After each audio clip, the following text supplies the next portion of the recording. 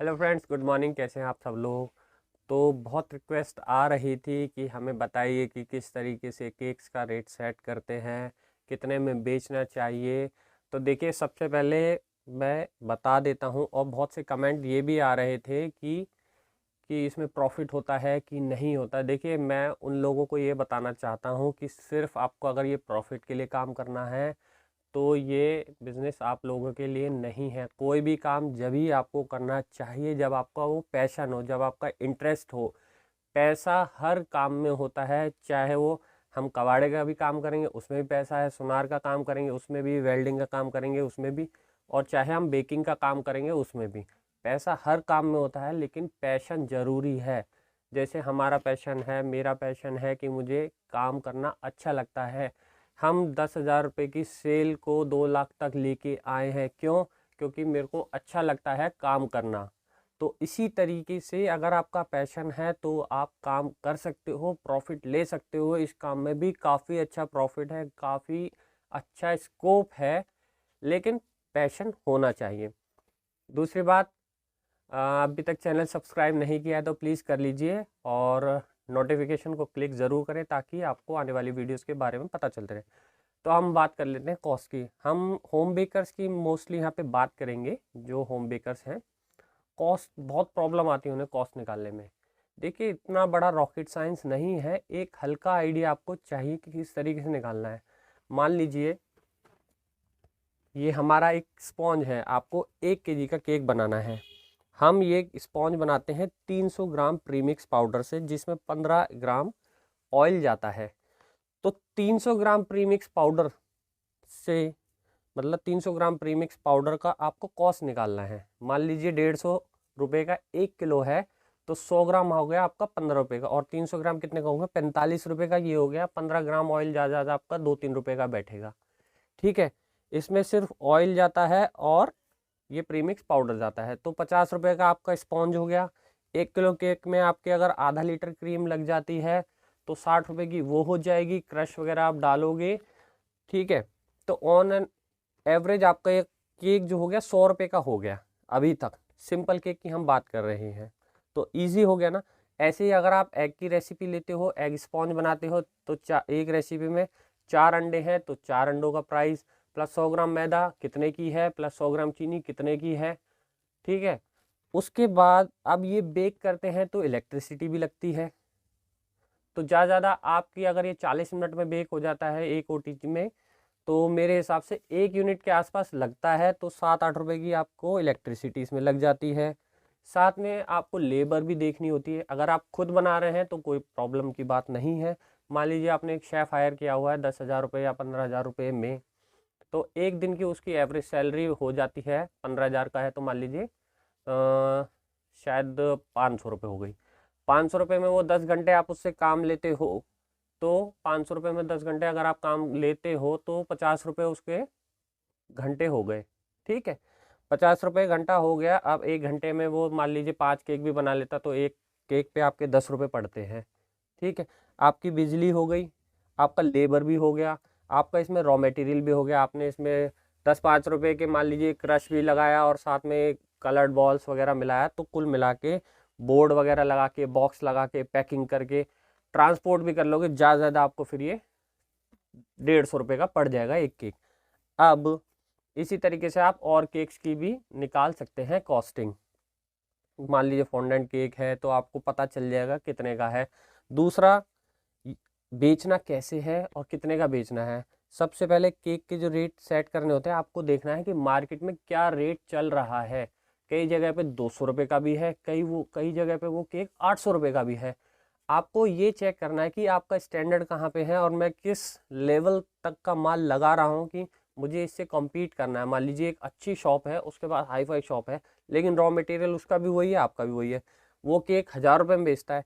तो आप ये कर सकते हो कि आप इस केक को 500 रुपये का बेच सकते हो, 700 रुपये का बेच सकते हो, अच्छी पैकिंग के साथ आप जब आप होम डिलीवरी दे देते हो।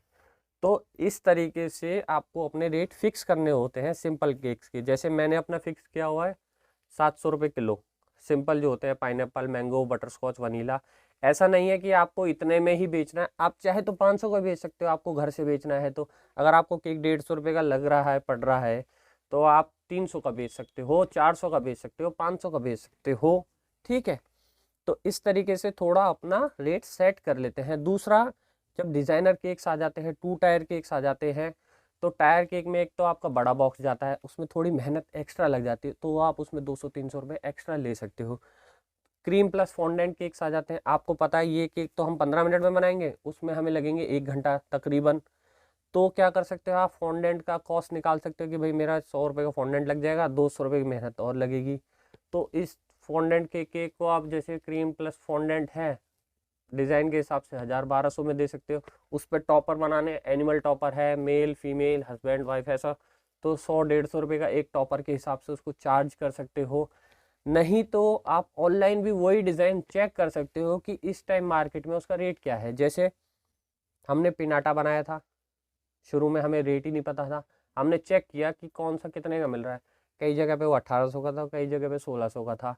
फिर हमने देखा यार हमारा तो हाफ के जी ट्रफल केक लग रहा है, थोड़ी सी मेहनत है, हमने उसे 1200 रुपये में बेच दिया, तो हमारा बिक गया आराम से। तो इस तरीके से रेट डिज़ाइन होते हैं, फिक्स होते हैं, कोई हार्ड एंड फास्ट रूल नहीं होना चाहिए। बट आपको ये पता होना चाहिए कि आपका जो मटेरियल है, आपका जो केक है, वो आपको कितने का पड़ रहा है, फिर आप उसको उस हिसाब से बेच सकते हैं। दूसरा, बहुत क्वेश्चन आता था कि शुरू में, अब तो नहीं आता, कि कप में रेसिपी बताइए, हमें आती नहीं है। तो ग्राम की रेसिपी का यही फ़ायदा होता है, आप उससे अपनी कॉस्टिंग कर सकते हो, कप्स की रेसिपी से नहीं कर सकते। ठीक है जी। तीसरा एक चीज़ और मैं आपको बता देता हूँ कि जब आप मान लीजिए, अभी हम होम बेकर्स हैं, ठीक है, तो ऑन एन एवरेज जब आप मंथ में जाते हो, एंड में जाते हो, तो सबसे पहले पूरे महीने के आपको खर्चे, मतलब एक एक आइटम आपको लिखना है कि आपने आज कितने की परचेजिंग करी, और एक जगह लिखना है कितने की आपने सेल करी। ठीक है, कई लोग ऐसा होता है कि लेके आ रहे हैं, फिर बेच रहे हैं, आ रहा है जा रहा है, कुछ नहीं पता। हिसाब प्रॉपर रखना है आपको। मान लीजिए 50,000 का आपने सामान लिया और 1 लाख रुपए में आपने सेल करी, तो 50,000 रुपये आपको इस महीने बच गए मोटा मोटा। ऐसे तो देखने को तो इन्वेंट्री भी ली जाती है, opening inventory plus purchase minus closing inventory. अभी इतना डिटेल में जानने की आपको ज़रूरत नहीं है, बट आपको एक हिसाब मिल जाएगा कि मैंने 50,000 के केक बनाए थे, 1 लाख के बेच दिए थे। ऑन एन एवरेज एक होम बेकर्स को, ये लगा लीजिए, 40% तक प्रॉफिट हो जाता है। मतलब 100 रुपये का जब आप केक बेचते हो तो 40 रुपये आपको बच जाते हैं। होम बेकर्स बता रहा हूँ, क्योंकि मोस्टली केसेस में तो आपका रेंट जाता ही नहीं, लेबर जाती नहीं है। जब आप शॉप पे पहुंच जाते हो तो आपका लेबर भी बढ़ता है, रेंट भी बढ़ता है। बहुत अच्छी डिपार्टमेंट में जाते हो, बहुत अच्छे एरिया में जाते हो, तो आपके एक्सपेंसेस और बढ़ जाते हैं। तो ऐसा नहीं सोचना कि मतलब इस बिजनेस में करोड़ों रुपए आपको कम कम जाएंगे, और मतलब 50 रुपए का ही तो बनता है। खर्चे बहुत होते हैं, मशीन की टूट फूट भी होती है, बहुत सारे खर्चे होते हैं। तो जब बड़ा सेटअप हो जाता है तो आपकी जो परसेंटेज ऑफ प्रॉफिट होती है वो कम हो जाती है, 20 भी रह जाती है, 30 भी रह जाती है। लेकिन वहाँ पे सेल जब बढ़ जाती है तो वो उसको कवर कर लेता है। तो इस तरीके से प्रॉफिट कमाया जाता है अपने केक्स में। तो मैं अपने रेट बता देता हूँ एक बार फिर से। जैसे मैं 700 रुपये किलो pineapple strawberry butterscotch cake देता हूँ। चॉकलेट का हम 800 रुपये किलो दे देते हैं। ट्रफल है तो 900 से 1000 रुपये किलो दे देते हैं, सिंपल की बात कर रहा हूँ मैं। और रेड वेलवेट 1000 से 1100 रुपये किलो दे देते हैं। पर डिज़ाइन के हिसाब से हम पहले नेट पे चेक करते हैं क्या रेट है, और खुद भी आप आइडिया लगने लगा है कि भाई मेरे को इसमें इतना काम करना है, मेरी इतने घंटे की मेहनत, 2 घंटे की मेहनत है, 3 घंटे की मेहनत है, तो उस हिसाब से पैसा लिया जाता है। आशा करता हूँ अब आपको समझ आ चुका होगा कि एक रेसिपी को बनाने में आप कॉस्ट निकाल लीजिए। अगर 150 का पड़ रहा है तो अब आपके ऊपर है, आप 300 का बेचिए, 500 का बेचें। ठीक है। और हाँ जी, तो मुझे याद आ गया है कि अब आपको कॉस्ट निकालनी पता चल गई है कि मेरा इतने का पड़ रहा है, मुझे इतने का बेचना है। दूसरा, वीडियोस के भ्रम में ना रहे, ये सेटअप लगाए और लाखों करोड़ों कमाई, ऐसा करे वैसा करे। देखिए, हर काम में लाखों करोड़ों भी हैं और हर काम में लॉस भी है। जब तक आपको काम करने में मज़ा नहीं आएगा, जब तक आप हिसाब किताब पूरा नहीं लिखेंगे, तब तक आप कमा नहीं पाएंगे। अगर आपका इंटरेस्ट है तो आज ही से अपनी कॉस्ट निकालिए कि मेरे को कितने का पड़ रहा है, एक केक मुझे कितने का बेचना चाहिए। अच्छी पैकिंग के साथ बेचिए, अच्छी सर्विस दीजिए, अच्छे फिनिशिंग के साथ बनाइए। जो केक आप अनफिनिश सा गंदा सा बेचेंगे 250 रुपये में, वही अगर आपका प्रॉपरली फिनिश्ड होगा वो 350-400 रुपये पे चला जाता है। ऑनलाइन में पैसा अच्छा मिलता है, काउंटर सेल में थोड़ा कम मिलता है, वो जब ही मिलता है जब आपकी अच्छी लोकेशन पे हो। ठीक है, तो भ्रम में मत आना कि बहुत जो लोग पूछते हैं बहुत प्रॉफिट है, बहुत प्रॉफिट है। प्रॉफिट है, डिपेंड करता है सिर्फ आप पे।